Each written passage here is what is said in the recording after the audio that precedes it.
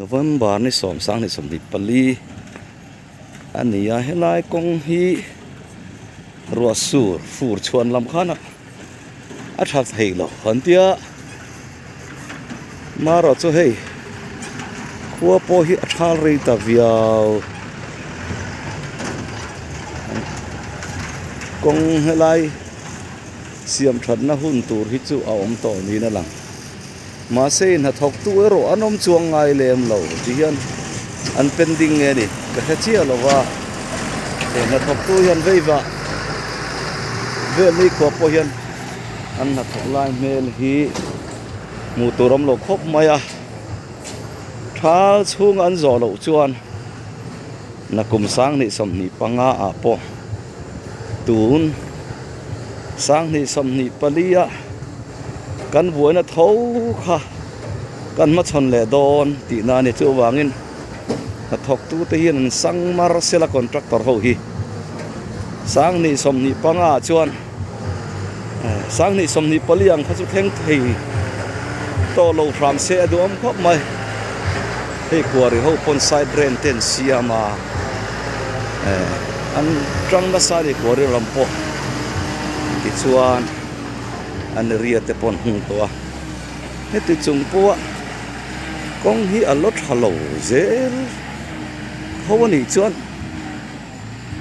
be sei tur hi awang ni contractor ten te terminate mai fu hial mai thei ni kong en ki ma hian chumi ni ministry chumi party sarkar kanan ti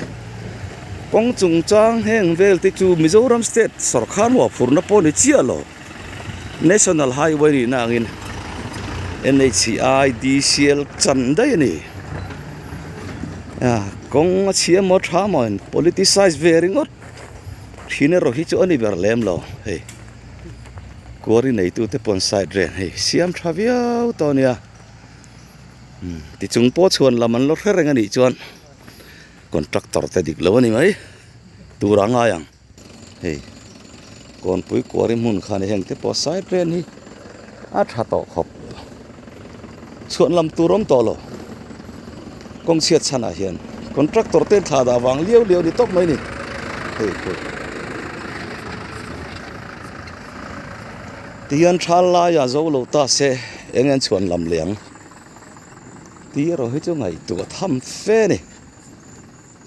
chu wangin tu po ministry sela en party po sarkar sela kan Kawngpui te tha tur ani kan chak lak na te hi chu wangin tu te mo pu mo tu te mo dem vak na chi po ni lem lo hey Quary nei tu te pon ti hian hey tui luan thei turin an Quary kalna kong an siam to rua sur to lo bok khuan thala tian chol dei thin hi nia i ril ru na thit tin na thin tu chu ti hian thalan chol vunga fura na tran chon tum mo ti turam man la thin ber hi ni zoram ni puiten an thit thiam lo thin chu ni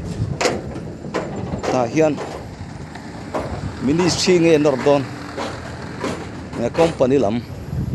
ti kha ngai tu thamani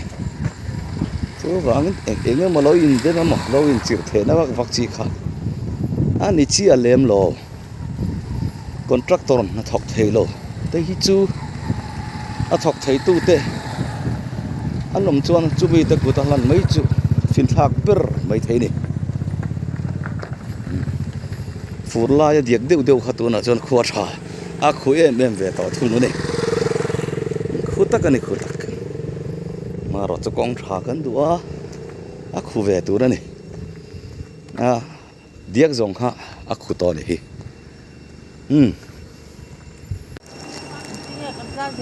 so ta no ma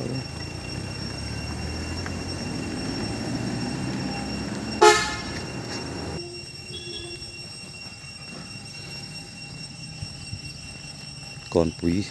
Quary bul ane hei hi When he November ni som ani August sang hi sam ni pali an siam zo theih to an ti an hon khani ta hi kan mu thiamin karinga ian hi khor le ke kuk to maya hei khuar na sale to khop mai chu mai ba ka then phei chu hek la hi a hek lai khani hek le der to ni chu niam lama tangin lai la chiang de om he oga sang ni som ni palian siam zo to a hek be bu la kha hei helai hi ni thiam mai ang chu mo ti hi ni kan kong siam tu te hian an du an ti du da deuh chu ni zeb lo wa chuan